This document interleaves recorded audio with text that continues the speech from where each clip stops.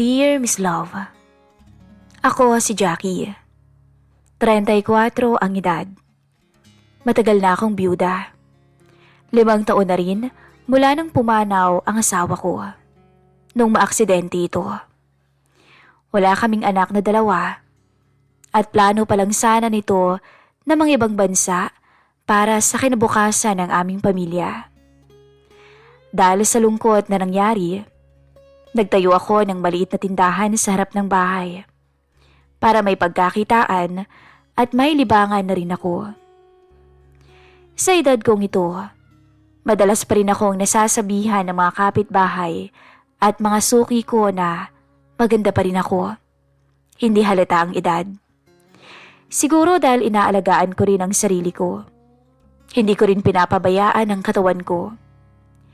Mestiza ako at may taas na 5'4". Maganda ang katawan dahil hindi naman ako nagkaanak. Marami pa rin nagpapakita ng motibo sa akin. Pero ewan ko ba? Hindi ko na makita ang sarili ko na may ibang asawa. Hanggang sa dumating ang hindi ko inaasahang lalaki. Ang delivery boy ng tubig na si Ronel. 20 anyos pa lamang to. Pero sa kanya ko sinuko ang sarili ko. Napakagaling dumiskarte ng batang yun. At doon ako nahulog. Isang gabing hindi ko makakalimutan. Sanay na ako na palaging tahimik ang gabi. Pero sa araw-araw na halos pare-pareho ang takbo ng buhay, may isang tao na palaging dumadaan at nagdadala ng kakaibang presensya dito sa bahay ko. Siya si Ronel, 20 anyos, delivery boy ng tubig sa may kanto. Kilala ko na siya bata pa lang. Lagi ito dating naglalaro sa kalsada. Anak siya ng kapitbahay namin dati, kaya parang nakalakhan ko na ring makita. Pero ngayon, ibang Ronel na ang nakikita ko. Hindi na yung payat at dugyuti na batang naglalaro ng holen sa tabi ng kalsada. Sa araw-araw na pagbubuhat niya ng galon-galon na tubig, gumanda ang pangangatawan niya. Naging matipuno ang braso at matikas ang tindig at hindi ko maitatanggi na humanga ako sa binata. Madalas siyang bubusina sa harap ng tindahan, sabay sisigaw ng, "Ate Jackie, may tubig ka pa?" Kung hindi ko siya maririnig, siya na rin ang bababa at sisilipin ako sa may pinto. "Ate Jackie, baka ubos na yung nasa dispenser nyo." Sasagot lang ako na, "Sige, kunin mo na." Noong una parang wala lang. Bata pa siya para sa akin. Pero minsan, kapag tumitingin siya at ngumingiti, para bang may kakaiba akong nararamdaman. Hindi ko alam kung dahil matagal na akong mag-isa o dahil may kung anong aura sa kanya na hindi ko dati napapansin. Isang hapon, nagtanong siya habang pinupunasan ng pawis sa noo. "Hindi ka ba nahihirapang mag-isa, Ate Jackie?" Nagulat ako. Sanay ako sa mga tanong lang na magkano ang asukal o kung may load. Pero siya, diretsong tanong tungkol sa buhay ko. Sanayan lang, sagot ko. Ganito na kasi simula nung mawala si Lito. Tumago siya. "Pero in fairness, Ate Jackie maganda pa rin kayo. Parang hindi kayo tumanda. Naalala ko kayo dati. Hanggang ngayon ganyan pa rin ang itsura ninyo." Hindi ko alam kung ano ang dapat kong isagot. Natawa na lamang ako ng mahina. Pero sa loob-loob ko, may kumurot. Hindi ko inakalang maririnig ko ang ganung salita mula sa isang binatang delivery boy. Sa bawat pagpunta niya, mas nagiging natural na ang kwentuhan namin. "Bagay sa'yo, Ate Jackie, ang suot mo Anya na napapatitig pa sa akin. "Mainit ngayon sabi ko. "Mukhang mapapadalas ang punta ko dito kapag laging ganyan ang suot mo." Anya. Simpleng biro lang yon. Pero minsan napapaisip ako, pagkatapos niyang umalis, bakit nga ba napapansin ko na ang mga bagay na dati hindi naman? Madalas na akong nasanay o nasanay na ako sa busina ni Ronel tuwing may dalang tubig. Pero nitong mga nakaraang linggo, kahit hindi siya nakaschedule ng delivery, dumadaan pa rin siya sa tindahan ko. Minsan bibili lang ng soft drinks, minsan naman makikipagkwentuhan. Pero halata akong hindi lang yun ang pakay niya. Tambay muna ako dito pahinga lang sandali. Sabi niya minsan, sabay upo sa bangkito sa tapat ng tindahan. Hindi ka ba hinahanap sa inyo? Tanong ko. Hindi na po, sanay na sila Sagot niya tsaka ngumisi. Tsaka sabi ko kasi, may nililigawan na ako, kaya lagi ko yung pinupuntahan. Mabuti naman kung ganun, para naman magka-girlfriend ka na. Hanggang ngayon yata hindi ka pa nagkakajowa Meron naman na, Ate Jackie. Kung di mo nga lang nalalaman, umiiyak ang mga babaeng nakakasalo ko sa kama. Umiiyak? Tanong ko. Oo, umiiyak sa saya. Ikaw talaga kung ano-anong sinasabi mo. Sa una, iniisip ko na baka dala lang ng kabataan niya ang pagiging palakaibigan niya. Pero habang tumatagal, ramdam ko na may iba siyang sinasabi sa paraan ng pagtitig at pagbibiro niya. Isang hapon, habang walang masyadong bumibili, naupo siya sa gilid ng tindahan. Tahimik lamang kaming dalawa. Tapos bigla niyang sinabi na, Ate Jackie, baka naghahanap ka ng manliligaw Pwede ba ako? Napatingin ako sa kanya at natawa. Naku, tigilan mo nga ako, Ronel. Ang bata-bata mo pa 20 ka lang, di ba? Tapos 34 na ako. Ano naman ngayon? Legal naman yun Tsaka hindi naman ako mukhang bata, di ba? Mas matured pa nga akong tingnan sa'yo Tinignan ko siya saglit. Totoo naman, hindi na siya mukhang tipikal na binatilyo dahil siguro sa araw-araw na pagbubuhat ng galon. Tumigas ang braso at balikat niya. Malinis din siyang tignan, laging maayos ang buhok. Ang layo ng agawat natin. Sagot ko, parang nanay mo na nga ako Hindi naman. Nagbilang pa to. O tingnan mo, 14 years lang palang agwat natin Tsaka, mas batang tingin ko sa inyo. Para nga kayong wala pang 30. Umiling ako, pero ramdam kong may kakaibang kiliti ang mga salitang yon. Hindi ko alam kung dahil matagal na akong hindi nakakarinig ng ganoon, o dahil iba lang talaga ang dating niya ngayon. Simula noon, mas naging madalas ang tambay niya. Kung minsan, 6:00 ng gabi andito siya. Uupo sa gilid, mag-o-offer na tulungan akong mag-ayos ng mga kahon-kahon ng soft drinks. Ang bigat nito, ako nang magbubuhat kaya kailangan mo na talaga ng makakasama sa buhay para na rin may katulong kayo sa pagbubuhat ng mabibigat. At syempre, may kasama pa kayo gabi-gabi. May katabi ka pa at may kayakap. Ganun lamang si Ronel, walang filter ang bibig. Mapagbiro, pero parang may halong katotohanan. At kahit alam kong biro lang, may bahagi sa akin na natutuwang marinig yun. Isang gabi na medyo malakas ang ulan. Dumating siya. Dito na muna ako magpapatila ng ulan, Ate Jackie. Basang-basa na ako paano kung abutin ka ng gabi at hindi tumilang ulan? Tanong ko, malapit na akong magsara Okay lang, basta dito muna ako. Napailing ako, pero hindi ko maitago ang ngiti ko. Habang nakaupo kami, napansin ko kung paano siya tumitingin. Hindi na yung tingin ng batang kilala ko noon. Iba na. Diretsong tingin ng isang lalaking may pag-aasam. Ate Jackie, bulong niya, kung sakaling mandiligaw ba ako sa'yo, may chance ba ako? Parang tinamaan ako sa tanong na yon. Hindi pa nga ako agad nakasagot. Napatawa na lang ako ng mahina para gumaan ang usapan. Ronel, huwag ka nga nagbibiro ng ganyan. Hindi naman ako nagbibiro Seryoso kaya ako? Tahimik lamang kaming dalawa. Sa labas, patak ng ulan lang ang maririnig. Sa loob ng tindahan, ramdam ko ang bigat ng presensya niya. At doon ko napagtanto. Kahit anong pilit kong isipin na bata pa siya, hindi ko may tatanggi na may kung anong nagsisimulang mabuo sa pagitan naming dalawa. Pagkatapos ng huling tambay ni Ronel sa tindahan, hindi na mawala sa isip ko yung tanong niya kung pwede ba siyang manlikaw. Kahit ilang beses kong ulitin sa sarili ko na malayong agwat ng edad naming dalawa, na bata pa siya, na delikado at hindi dapat. Hindi ko rin maitatanggi na kumakabog ang dibdib ko kapag dumarating siya. Kaya nung sumunod na araw, nung dumating siya para mag-deliver, parang iba na ang pakiramdam ko. Parang may kakaibang kaba sa bawat tunog ng busina niya. Isang umaga, maaga akong nagising. Mainit na agad kahit 7:00 pa lang. Naisipan kong maligo bago buksan ang tindahan.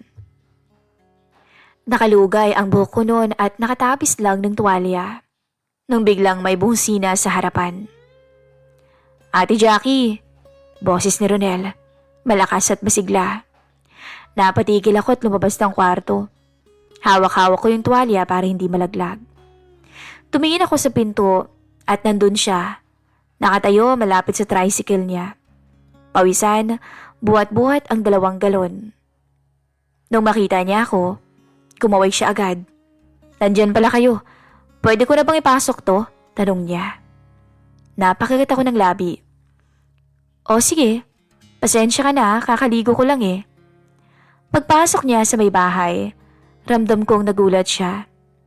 Hindi man siya nagsalita agad, pero nahuli ko ang tingin niyang mabilis na umiwas. Kita ko ang pumumula ng pisngi niya. Parang hindi alam kung saan ibabaling ang mata. "Oh, natataranta ka yata dyan," biro ko. Paano namang hindi matataranta? Ang aga-aga ganyan ang itsura mo." "Uy, grabe siya. Hindi sabi ko. "Ako na maglalagay dito sa dispenser mo sabi niya. Mabilis ang kilos at para bang gusto nang umalis kaagad. Tumangulang ako at naupo saglit sa gilid. Hawak pa rin ang tuwalya. Sa loob-loob ko, pilyo talagang batang to. Hindi naman to ang unang beses na may nakakita sa akin na ganito. Pero bakit iba ang dating ngayon dahil lang kay Ronel? Tahimik lamang kaming dalawa habang nilalagay niya ang galon. Pagkatapos ay tumayo siya. Pinunasan ng pawis at lumapit ng kaunti.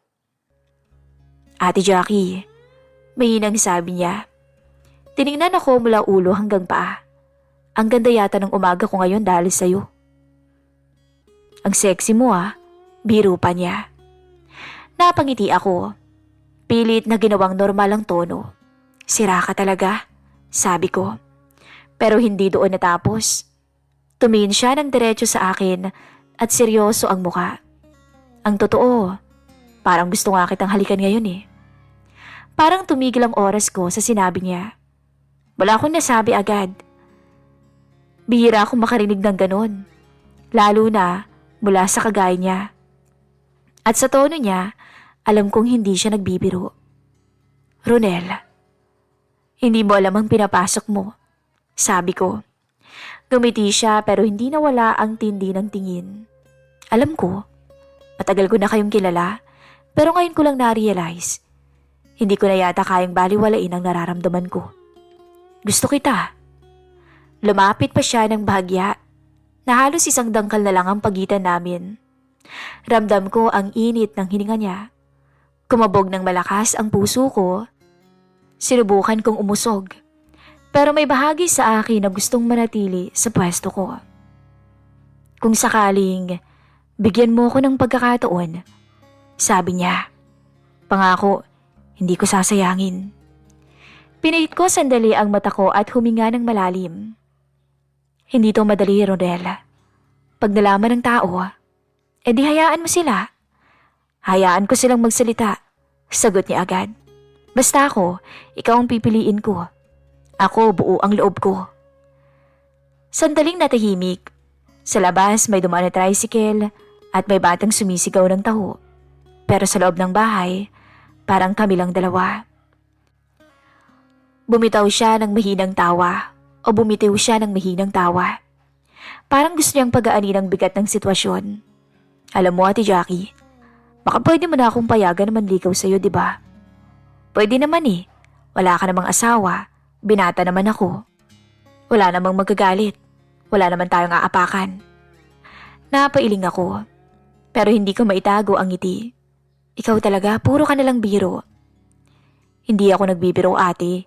Seryoso ko. Gusto kong iparamdam sa'yo na hindi kayo nag-iisa. Ewan ko ba? Ang lakas ng tama ako sa'yo eh. At doon ko naramdaman ang matinding sabik sa dibdib ko. Matagal na akong walang naririnig na ganung salita. Matagal na akong walang nararamdamang may nagmamalasakit. Bigla akong naisip, ano bang mali kung hayaan kong masundan pa ang ganitong sitwasyon? Oo, malaki ang agawat ng edad namin. Pero wala naman kaming inaapakang tao, hindi ba? Sa bawat paglapit niya, sa bawat salitang binibitawan niya, para bang unti-unting nabubuo ulit ang isang bahagi ng sarili kong matagal lang nawala. Bago siya umalis, lumingon pa siya sa akin. Salamat, Ate Jackie ah. Kahit hindi mo pa sinasabi, nararamdaman ko naman eh. Hindi ka galit sa akin. Napatitig ako sa kanya. Hindi ko na kayang itanggi. Totoong hindi ako galit. Natatakot lang ako. Pero kasabay ng takot ko may kilig. May kakaibang damdamin na pilit kong kinukubli. Pero lumalakas ng lumalakas. Kinagabihan, nakaupo ako sa may harap ng tindahan. Nakatitig lang sa kawalan. Maya-maya tumunog ang cellphone ko at text mula kay Ronel. Pasensya ka na ulit kanina. Hindi ko sadyang makita ka ng ganun. Pero hindi ko rin kayang magsinungaling. Ang ganda mo kanina. Matagal kong binasa yon bago sumagot. Sige na, matulog ka na. Bukas na ulit. Simpleng tugon lang. Pero habang tinatype ko yun, hindi ko mapigilan ang pagngiti. At doon ko na-realize, sa susunod niyang pagbisita, baka hindi ko na kayang pigilan ang sarili ko. Kinagabihan, nagsara na ako ng tindahan, pero ilang suki pa rin ang pumapasok para bumili ng yosi at kape sa loob. Nag-aayos pa kasi ako. At habang nag-aayos ako ng paninda, may narinig akong pamilyar na boses mula sa labas. Tahimik ang paligid noon. At hindi ko inaasahan na bubungad si Ronel sa akin. Ate Jackie, pwede bang makiupo muna? Nilungon ko at ayun na nga si Ronel. Nakatayo sa may gilid ng tindahan. Wala siyang dala na kahit ano. Simpleng t-shirt lamang at short ang suot. Himala, hindi kaya busy ngayon? Tanong ko. Tinapos ko na lahat ng trabaho ko kanina. Namiss ko lang dito. Sagot niya sabay ngiti. Na-miss? Ano namang mamiss mo dito? Ready ikaw? Napailing ako. O siya, sige na, tumambay ka muna. Umupo siya sa may bangkito, malapit sa pinto ng tindahan. Habang ako naman ay patuloy na nag-aayos ng pininda, ramdam na ramdam ko ang titig niya.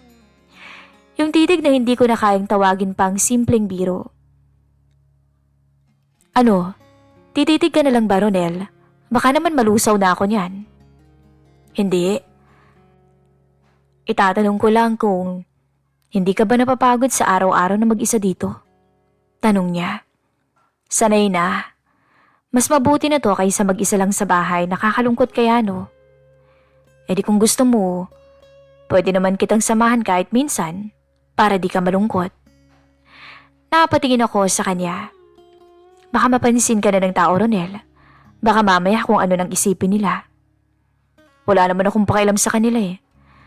Ang mahalaga lang sa akin kasama kita. Nagkatitigan kami. Walang ibang bumibili at pakiramdam ko'y lumilit ang mundo naming dalawa. Nakikita ko sa mga mata niya ang determinasyon. Pero higit doon, naroon din ang tunay na damdamin. Alam mo, Ate Jackie, sabi niya, matagal na kitang kilala, pero nito ko lang napagtanto na ikaw pala yung hanap ko. Natawa ako ng mahina. Hanap? Eh baka hinahanap mo lang ay atensyon. Marami ka pang makikita mas kasing edad mo dyan. Umiling siya. Hindi naman sila ikaw eh. Hindi naman sila yung taong nagpapabilis ang tibok ng dibdib ko tuwing makikita ako. Hindi sila yung taong kaya kong alalahanin bago ako matulog. Hindi ko na kayang itanggi ang nararamdaman ko sa lahat ng sinabi niya. Ramdam kong hindi yan basta linya lang. Totoo yon. At sa matagal na panahon, ngayon ko lang ulit naramdaman may isang taong tapat na nagmamalasakit sa akin. Lumapit siya ng dahan-dahan sa may counter. Pwede ba akong umupo sa loob? Tanong niya. Tumango ako. Sige. Pumasok siya at naupo sa harap ko. Ang lapit niya. Ramdam ko yung init ng katawan niyang galing pa sa biyahe. Amoy pawis, amoy ng isang lalaking dumaan sa mahabang araw. Pero bakit ang pakiramdam ko ay tila nag-init? Ate Jackie, bulong niya. Baka akala mo nagbibiro ko ha. Seryoso talaga ako sa lahat ng sinasabi ko. Seryoso ako sa'yo. Huwag mo na nga akong tawaging ate. Sagot ko na halos pabulong na rin. Gumiti siya. Kung ganun edi Jackie na lang. Mas maganda pang ang pakinggan. Pagkasabi niya ng pangalan ko, doon na ako tuluyang bumigay. May kung anong kuryenteng dumaan sa katawan ko. Hindi na ako umurong nang abutin niya ang kamay ko. At nang dahan-dahan niya akong yakapin, hindi na ako tumutol. Malawak ang loob ng tindahan ko. Sapat para makagawa ng nakaw na sandali. Pagkatapos niya akong yakapin, naglapat ang labi naming dalawa. Pero bago pa kami tuluyang makalimot, nilak ko ang pintuan ng tindahan at pinatay ang ilaw. Tanging ilaw ng poste sa gilid ang nagsilbing liwanag namin. At ang halik na yon ay lumalim. Hanggang sa kanilas niya ang lahat sa akin. Mula nung pumanaw ang asawa ko, Miss Love, ngayon na lang ulit ako nakaranas ng ganito. Isang gabing hindi ko na yata makakalimutan. Ang sarap na dulot ng binatang si Ronel. Ramdam ko ang tikas ng katawan niya habang nakahawak ako sa braso niya. At nung mga sandaling yon, tuluyan na kaming nawala sa aming sarili. Tinitigan niya ako. Ang ganda mo talaga, Jackie. Kahit araw-araw, hindi ako magsasawa na kasama kita. At doon hinalikan niya akong muli. Hanggang sa naganap na ang naganap. Halos sipikit ko ang aking mga mata sa labis na tinatamasa. Hindi ko na idedetalye ang bawat pangyayari. Ang malinaw lang nung gabing yon ay may nangyari sa amin ni Ronel. Nung gabing yon, binigay ko ang matagal ko ng kinikimkim na pangungulila at kasabikan. At siya, ibinigay niya ang damdaming matagal na niyang pinipigil. Hindi na tubig ang dinala niya, kundi init na matagal ko nang nakalimutang maramdaman. Hindi na simpleng tambay lang ang dahilan ng pagpunta niya, kundi ako mismo. Matapos ang lahat, naupo kami sa bangkito sa loob ng tindahan. Parehong tahimik at parehong humihinga ng malalim. Nakapangalumbaba pa siya, nakangiti habang ako naman ay nakatingin sa kanya. Iniisip kong tama ba ang naganap sa amin. Hindi ako magsisisi, Jackie. Sabi niya sa huli, kahit ano pang sabihin ng iba, ang mahalaga ikaw ang kasama ko. Gusto kita. Anya na nagniningning ang mata. Napapikit ako. Pinakiramdaman ang sarili ko. May kaba at may takot. Pero higit sa lahat, may kakaibang saya. Yung saya na hindi ko naakalaing mararamdaman ko pa. Bago siya umalis, tinanong ko pa siya. Sigurado ka ba, Ronel? Sigurado ka ba sa nais mo? Sigurado ka bang handa ka sa lahat ng pwedeng mangyari? Tumango siya. Handa ako. Ang tanong lang, handa ka rin ba? Hindi ko siya nasagot agad. Pero sa ngiting hindi ko mapipigilang bitawan, alam kong malinaw na ang sagot. Kinabukasan habang nagbubukas ako ng tindahan, hindi ko mapigilang mapangiting mag-isa. Sa bawat galaw ko, naaalala ko yung mga nangyari kagabi. Para bang nagbago ang lahat sa loob lamang ng isang gabi.